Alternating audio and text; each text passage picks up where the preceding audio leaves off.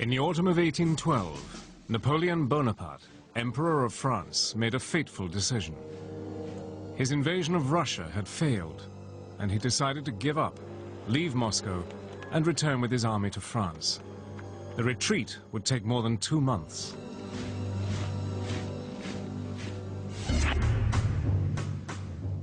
Along the way, tens of thousands of soldiers would die. While Napoleon blamed the weather, others argued that the invasion was doomed from the start.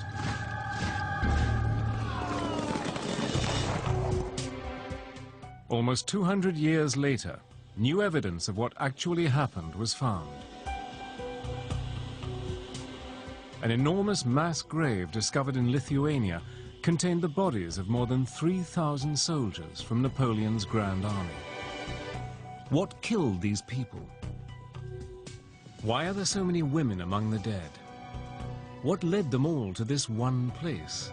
As scientists searched for answers, they turned up compelling evidence about what was really responsible for one of the greatest military disasters of all time.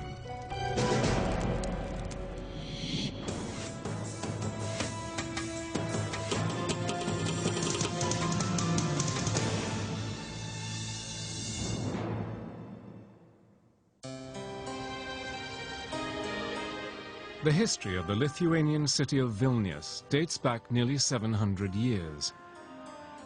Castles are perched on hilltops, and ornate churches offer evidence of an illustrious past. But buried beneath the charming streets and parks, Vilnius hides a history of repeated episodes of cruelty. Like a spirit that can't be silenced, the city's painful past keeps surfacing. In November 2001, construction workers building new housing came across a skeleton. Then another. And another.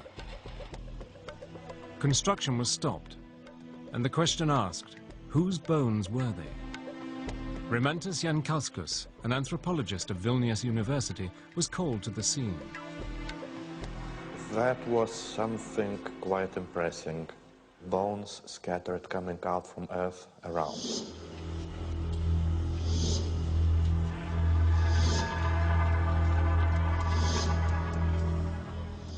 For the scientists, the first job was to find out who exactly had been buried here. There were several options. The bodies could have belonged to victims of the Nazis, who stormed into Lithuania in 1941. In 3 years, as many as 100,000 Jewish Lithuanians were murdered. Were these their remains?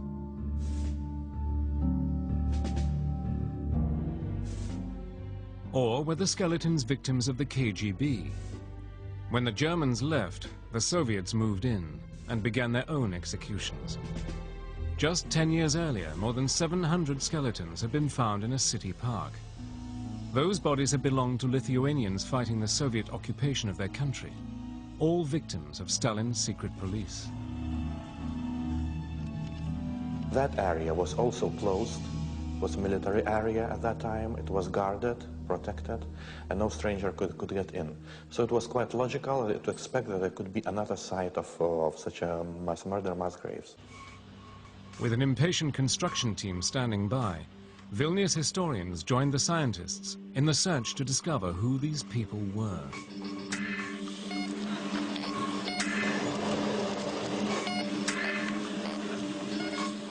The answer came in the form of rusted, corroded buttons. The buttons, once cleaned of nearly 200 years of decay, revealed that the people buried in Vilnius were part of the French army of Napoleon Bonaparte.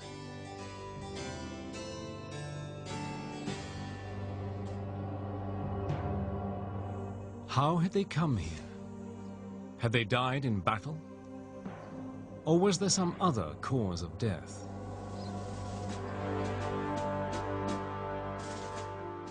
In 1812, Napoleon, Emperor of France, controlled almost all of Europe.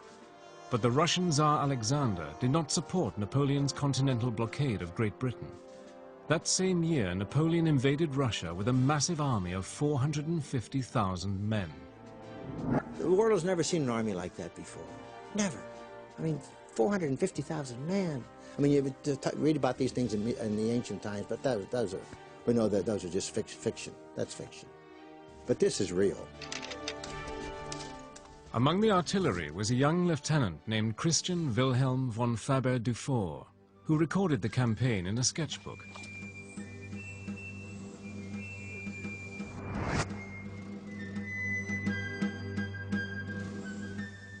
As the invasion began, he wrote, "Morale was high, there was courage aplenty, and all were animated by boundless optimism. It seemed the finest and most warlike army ever assembled." On the 23rd of June, 1812, Napoleon crossed the Niemen River into Russia, expecting to launch a quick assault and gain a victory before summer ended. They took 20 days' food on the wagons, and they carried 4 more days in their sacks. So they had enough to go over 3 weeks, and Napoleon was sure that the Russians would decide to fight. But to Napoleon's surprise and dismay, the Russian army seemed to melt away, retreating into the countryside. The French followed in pursuit to a city they called Vilna, today called Vilnius. When the army arrived in late June 1812, the city looked much as it does today, and Napoleon was charmed by the historic buildings, saying he wanted to bring the lovely St. Anne's Church to Paris on the palm of his hand. He set up his headquarters in the Bishop's Palace, making the city an important military base. To protect the Vilnius garrison, Napoleon's soldiers dug defensive trenches around the city, but they proved unnecessary as the Russian army continued its retreat towards Moscow, and Napoleon's troops followed deeper and deeper into a strange and inhospitable land. Before long, the harsh reality of the campaign began to sink in. The heat of the summer was unbearable. Food was scarce, disease rampant. By the time they've gone 100 miles, you've lost maybe 70 or 80,000 troops have just marched off and said the hell with it, said the heck with it. and so they just walked off. I mean, it's deserting. But many of those who did not desert would return to Vilnius later in the year and meet disaster. Nearly 200 years later, as scientists reached down into their grave, individual artifacts began to turn up. Like wedding rings and other personal items. A comb, a sewing kit, a cross. For the scientists, the discovery of such treasured possessions changed the way they understood familiar facts of history. And now, first of all, our society and first of all, us researchers, we got into touch with exact events, exact site, and that to see in reality what was the amount of that military disaster and I would say humanitarian disaster. Although the disaster came in the winter of 1812, the seeds were sown in the summer. As Napoleon chased the Russian army across the country. Finally, in early September, the French force, now reduced to slightly more than 100,000, reached Moscow. But still there was no victory. Rather than hand the city over to the French, Russian troops razed it to the ground. In the ashes, Napoleon waited for 5 long weeks for the Russians to surrender. The Tsar would not give in. Napoleon is beside himself. I mean, he's sitting there reading novels, he's sitting there reorganizing the Comédie Française back in Paris, writing letters and so forth, and he waits and he waits and he waits.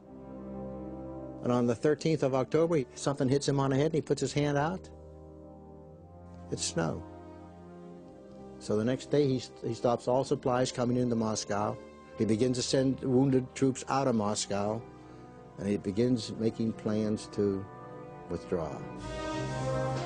On the 19th of October, Napoleon, and what was left of his army, began the long retreat back the way they came.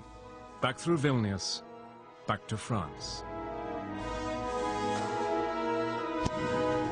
Months later, when Napoleon arrived in Paris ahead of his army, he reported, "My army had some losses, primarily due to the rigors of the season." Was the emperor reporting the truth? Are these the victims of bad weather, as he claimed? And if there were only some losses, why were there so many bodies?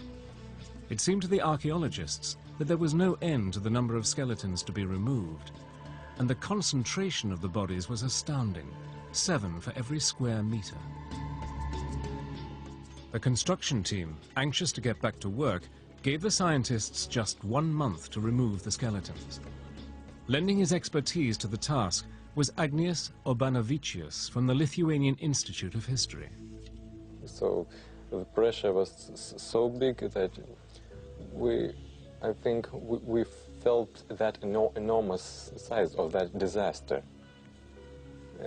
So it was like an echo of that big disaster.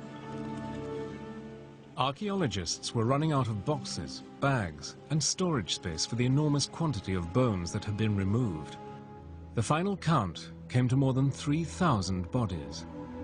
Over the next month, scientists would reassemble many of the skeletons in the search for new understanding about Napoleon's famous invasion. They knew that much had already been written about the campaign, but these bodies could offer new and compelling testimony about the tragedy. What happened to them? How did they all come to be in one place? And what were their final hours?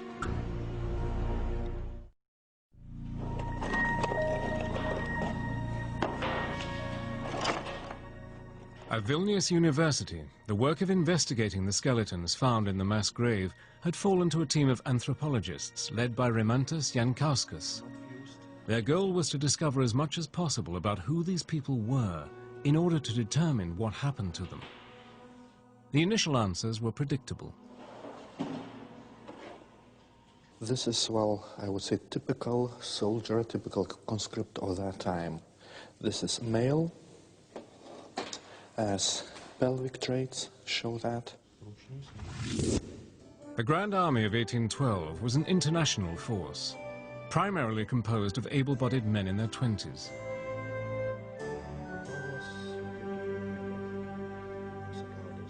These rings are also not fused, as they fuse at the age of about 22, 24 years. So it means this young man died at the age of 20 to 24 years.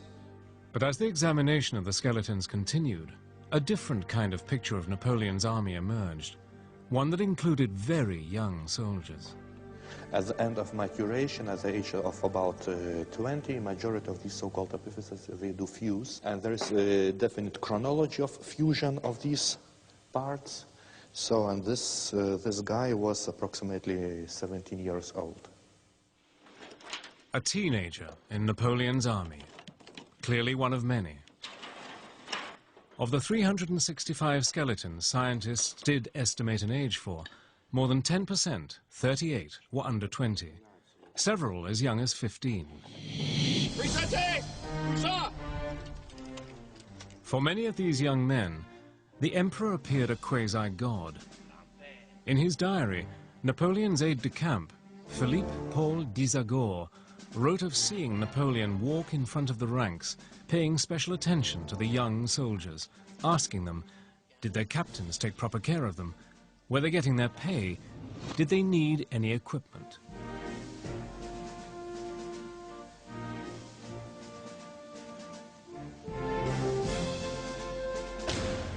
With this paternal concern, Napoleon instilled in his troops the love of war, of glory, and of himself.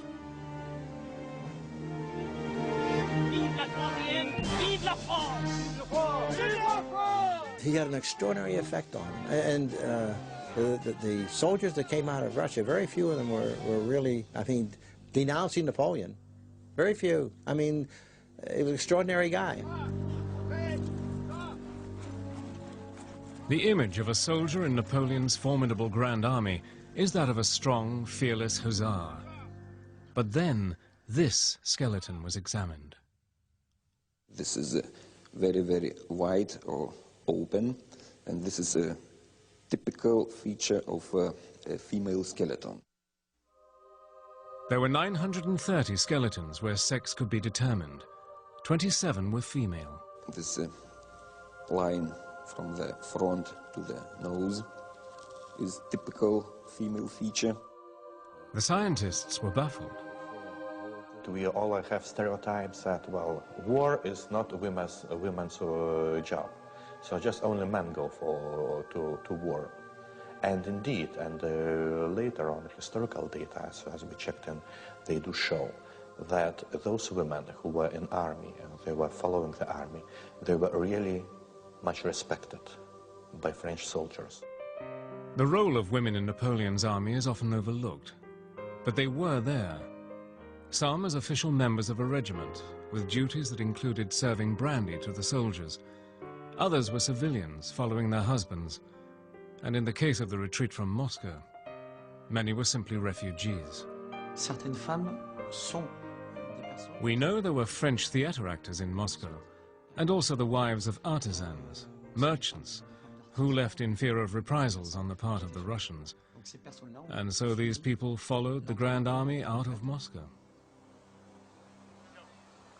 In late October, more than 100,000 soldiers and civilians made their way slowly from Moscow. Young soldiers, old veterans, women with children. Despite the circumstances, the travelers were optimistic. Il est clair. I don't think the mood was bad in the first days of the retreat, because they thought they were going to take up winter quarters before restarting the campaign in the spring, and then push on to St. Petersburg and sue for peace with the Tsar.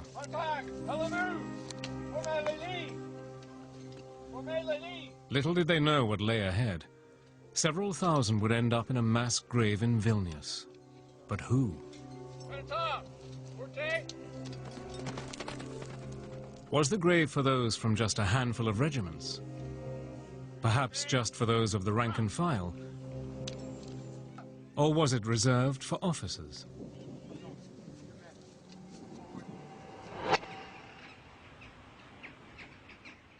The answers to those questions were found, in part, at the National Museum of Lithuania, where many of the 4,000 artifacts discovered in the grave were cleaned and restored.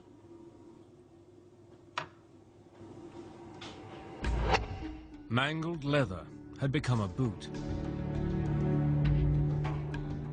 A tangled mass of rope, a braided uniform.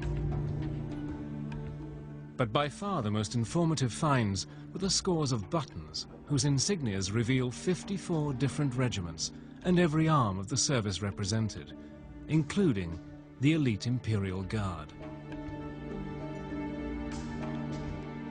Although they were the best soldiers, the most fit, but they are also dying in the same way, in the same manner as regular soldiers of linear infantry and so on. But why?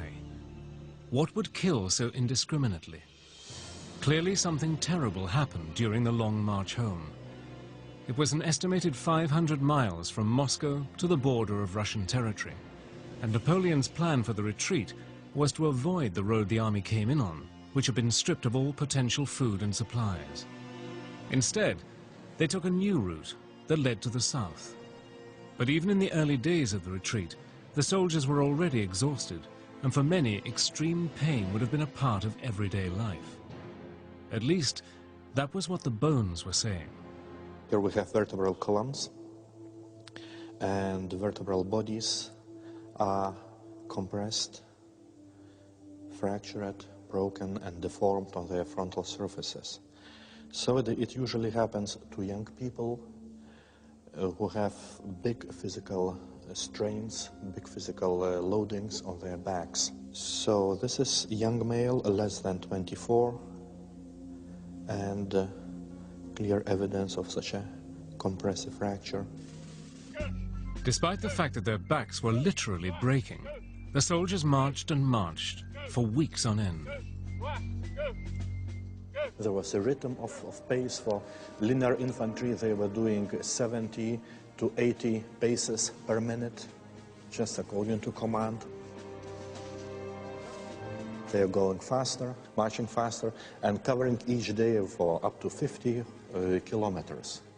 It was quite fast and quite, how to say, effort demanding.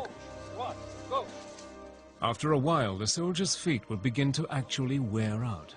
Toes would break, not from trauma, but simply overuse. Just for comparison, just please look how a normal bone looks like.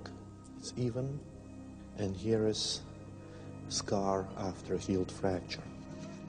I have seen these things only before that. I have seen only in literature, just descriptions. In all our materials of about 10,000 skeletons, I haven't seen any case like that. In the skull of a young man, he found an obvious wound, but it was not what killed the boy. Here is the area. Wound, lesion made most probably by sharp instrument, most probably by sword, with a long surface, and it was healing, so in the process of healing. So it means the guy was wounded, but slightly wounded, he was still on march.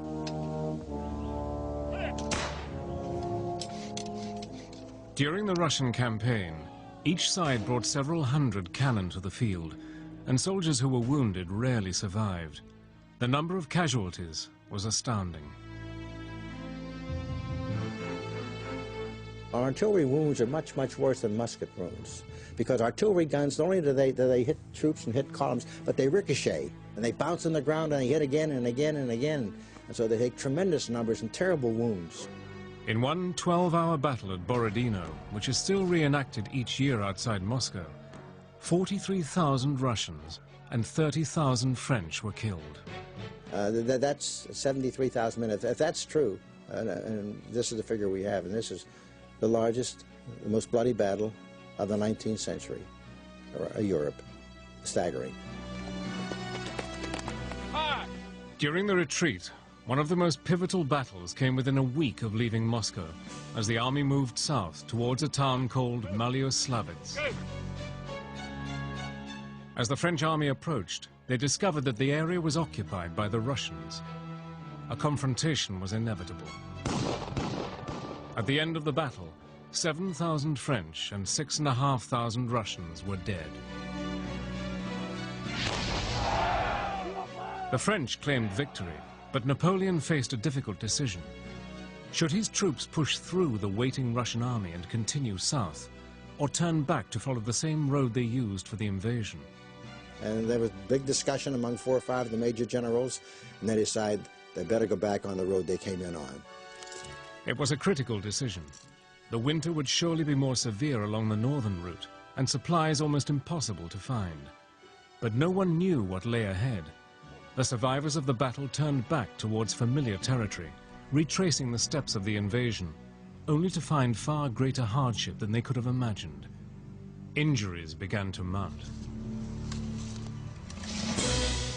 This is a distal part of left humerus. It's from here. It's broken, but it's broken several weeks before death, because there are some bone remodeling, so it seems that it was in the process of healing. So fracture was, of course, obtained during this campaign, but it was still not healed. There is no way to know how the young man broke his arm, but it's easy to speculate. Perhaps a hard blow, just while trying to protect himself. He may have been protecting himself, not from a regular Russian soldier, but from the other enemy that pursued the army. Cossacks, the peasant soldiers who fiercely defended their homeland. The French reported that every day Cossacks ambushed them while on the road.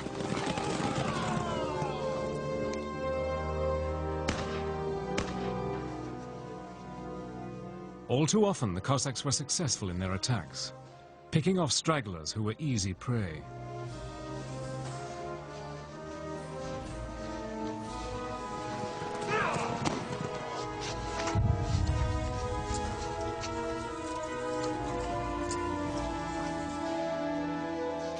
For those who were only wounded in a skirmish, there was no choice but to go on. In his diary, a French captain wrote, "Since leaving Moscow, despite 2 bullet wounds in my left leg and several other wounds which still haven't borne scabs, I've been marching all the time, and my good leg goes on as if it were a machine."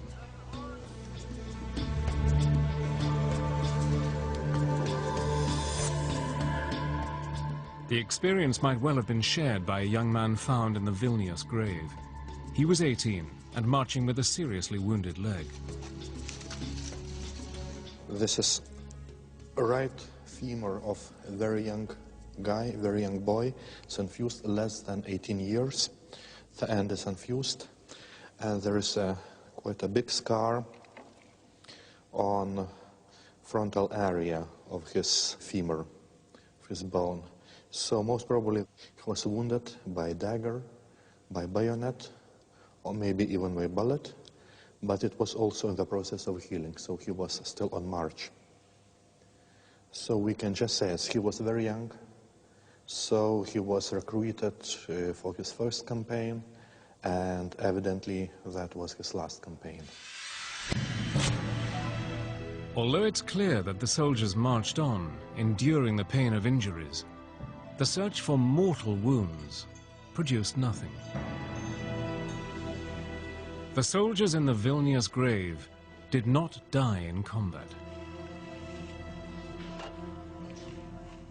No, definitely these were not combat victims, and all historical data also show there was no major battle near Vilnius. There are a couple of local clashes, I would say, in front of gate of Vilnius with Cossacks and something like that, but there was no major battle.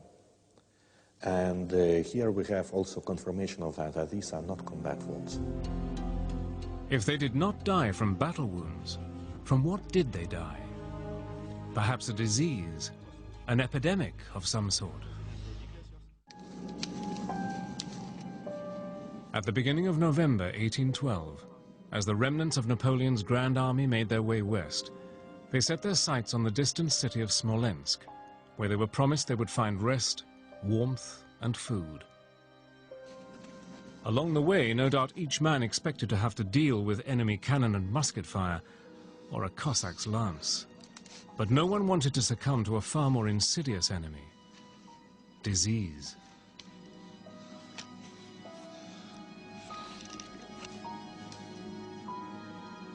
It is estimated that 4 times as many soldiers died of sickness or disease as died in battle. Was that how the 3,000 soldiers in Vilnius met their deaths? It was a plausible theory, and one being investigated by scientists at the University of Marseille. Olivier Dutour, a forensic anthropologist, examined the skeletons for evidence of disease. The first ailment he discovered was syphilis, obvious in the skulls and the limbs of the people who died. It wasn't a surprise. Syphilis was common throughout the 19th century, but what was surprising was the absence of another common disease: tuberculosis. That's very surprising, because we know perfectly that at this moment, at this period, tuberculosis was a very important health problem, and it was a very important social problem in the beginning of the 19th century. The fact that the skeleton showed no signs of tuberculosis was just one of the many indications that the people in the grave, despite their injuries, were extremely fit. It is very surprising, because usually we are working on material, skeletal material, and there are young people, middle-aged, and old people, and the health status is, normal. In this case, the physical status is very good. So what happened to this group of able-bodied people? In the month since leaving Moscow, they'd become a disorganized rabble. It's known that before the bulk of the army arrived in Vilnius, many fell victim to typhus, a deadly disease carried by lice that thrives in filthy conditions, where people do not bathe and crowd together to stay warm, conditions that are created by war. When a soldier died, it was quite common for his clothes to be taken by others for warmth, and in so doing, provide another body for the disease-carrying lice. Faber Dufour wrote, "The strongest pillaged the weakest, the sick were stripped of their clothing, and the dying were robbed of their clothes and left to die." But so far, in the examination of the clothes, there was no evidence of lice. In the weeks that followed, Detour took several DNA samples from the teeth of the soldiers to search for typhus, although he didn't expect to find that it had had much impact. The epidemics of typhus was a problem, but it's difficult to estimate the importance of this problem. Specifically, I think, for this event, for the mass grave, it was not an important problem. One reason Detour was eliminating typhus as the cause of death was that the evidence coming in suggested starvation. For 20 days, as the army advanced towards Smolensk, there was scarcely any food left. The route had been ransacked on the way into Russia, and now, with the ever-present Cossacks, the stragglers of the army dared not move away from the road. Fortunately, there were still some horses, and they were eating horse flesh. Decayed horse flesh from the march in, the invasion in. And they would cut that up and eat that too. And they'd eat it, they'd try and cook it, and later on they just ate it raw. Finally, on the 13th of November, they reached Smolensk. Of the 100,000 who had left Moscow, just 40,000 remained. The first guys that arrived there, they find big depot, lots of food, and of course they take what they want. By the time the last of the corps get into Smolensk, there's nothing. And Napoleon was sitting there with his army, and he decides, well, can we stay in Smolensk? It's partially burned. The magazines have been looted and are gone. We've got to continue to go west. Sagor wrote, "An intensity of woes stretched out before us. We were going to have to march 40 more days. Some of the men already overburdened with present miseries were completely overwhelmed by the prospect. Others rebelled against their fate, no longer counting on anyone but themselves. They resolved to live at all costs." The written testimony found in many diaries describes the scarcity of food, but the evidence that those in the Vilnius graves starved to death came from a study of the sand surrounding the pelvic bones of the skeletons, where parasites have been found, providing valuable information about the last meals eaten by the victims.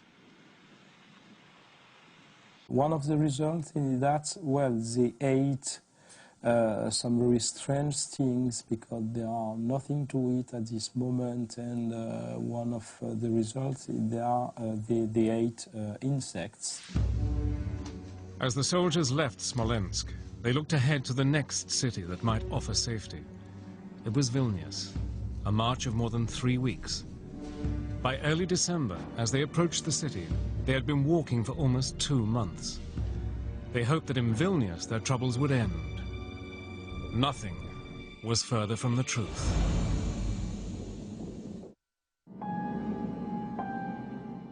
On the 6th of November 1812, an officer in Napoleon's army, Philippe Paul de Sagor, wrote, "The sky became terrible. Its blue disappeared. Presently, great snowflakes began to sift down on us. It seemed as if the sky had come down and joined with the earth to complete our ruin." And that was only November.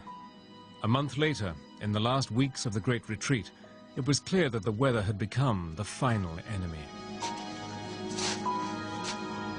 Faber Dufour wrote, "The Russian winter finished off what starvation, exhaustion, and retreat had been unable to accomplish."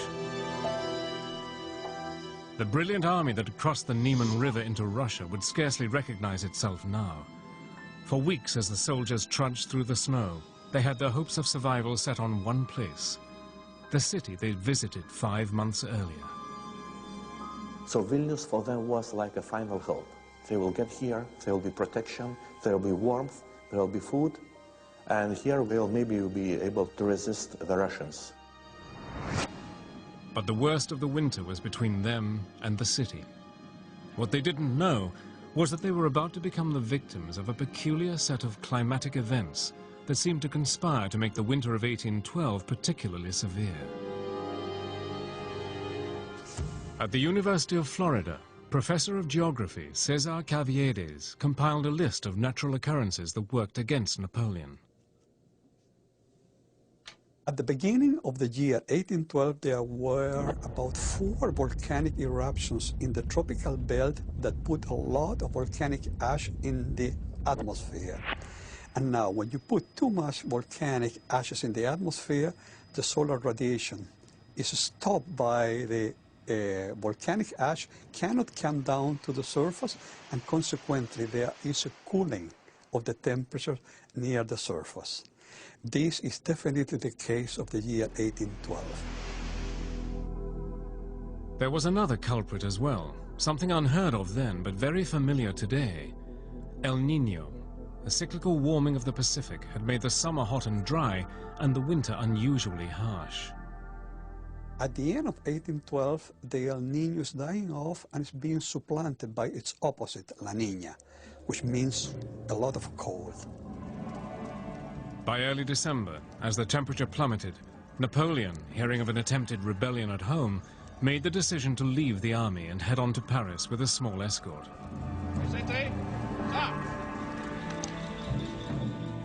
Days before his departure, he'd ordered each regiment to burn its eagle. The troops were horrified. The eagle was the symbol of a regiment's honor, but it was better to destroy the symbol themselves than to let the Russians capture even one. It's like, you don't lose your eagle, your guns, or your hospital. Unfortunately, I saw 2 of them. The Russians did get 2 of them.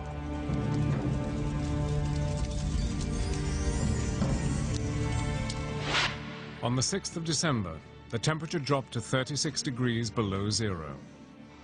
That night, 3/4 of the army froze to death. The road to Vilnius was littered with bodies.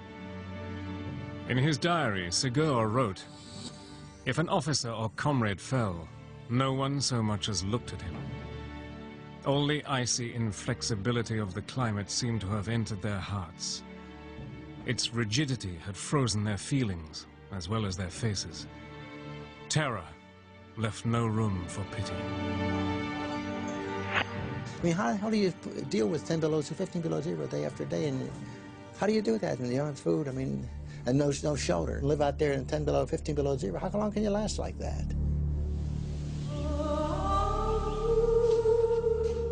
From this point in the retreat, the diaries are filled with tragic stories.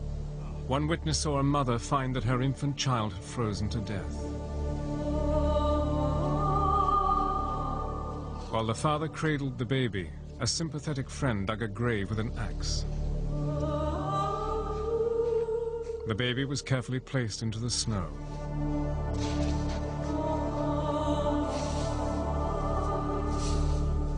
The parents knew they had to move on, to keep going.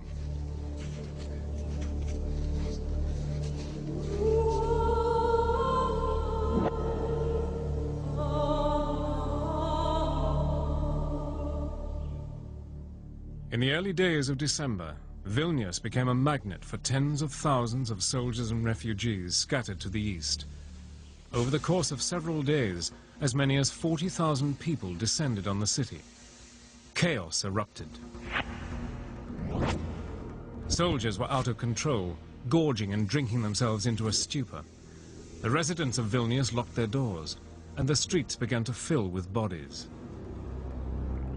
When you get cold, so you get consciousness is fading, you become sleepy, and you even start to feel such a kind of pleasure. You lay in embryo position to get like a self-warmth, and you simply get asleep. So getting cold is like getting asleep. But if you do that, you will never wake up. One witness wrote, "I saw terrified corpses in the street, seated on the ground, leaning against walls, preserved by the cold, their limbs shrunken and stiff in the position in which death had overtaken them." For the scientists who studied the bodies in the mass grave, those kinds of descriptions confirmed their findings. The cause of death was now clear. We are convinced that the main cause and probably the only cause was cold and starvation. Cold, starvation, and enormous stress. Emotional and physical stress causing exhaustion. Bodies were found in hunched, curled positions, a position that suggests the person froze to death. Others had died sitting up. Here, on this picture of the skeleton we excavate, we can see that when he died, he was in a sitting position. And in fact, he was sit in front of the door of the city, and immediately he was deep frozen. The findings seem to vindicate Napoleon, that his statement blaming the rigors of the season was accurate. But most historians agree that the weather was merely the final factor that decimated the army. It wasn't the only reason. It was a main reason, no question about it. Weather was terrible. Weather helped kill the army. But also the logistical problem helped kill the army, and the strategy that was involved in it helped kill the army. For the citizens of Vilnius, the biggest problem was what to do with the bodies. Then someone remembered the trenches dug in the summer to protect the garrison.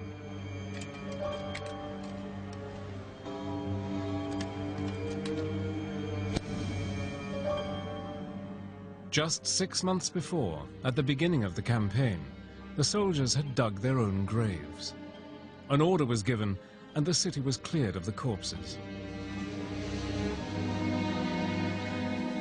The bones revealed the final indignity, broken into many pieces just after death. It was not during excavation, but from severe bending and twisting of the bone, and just splinter it in such a small pieces. It's evidence of crude handling of the bodies during their transportation and their depositing in the pit. They were just thrown without any bigger care.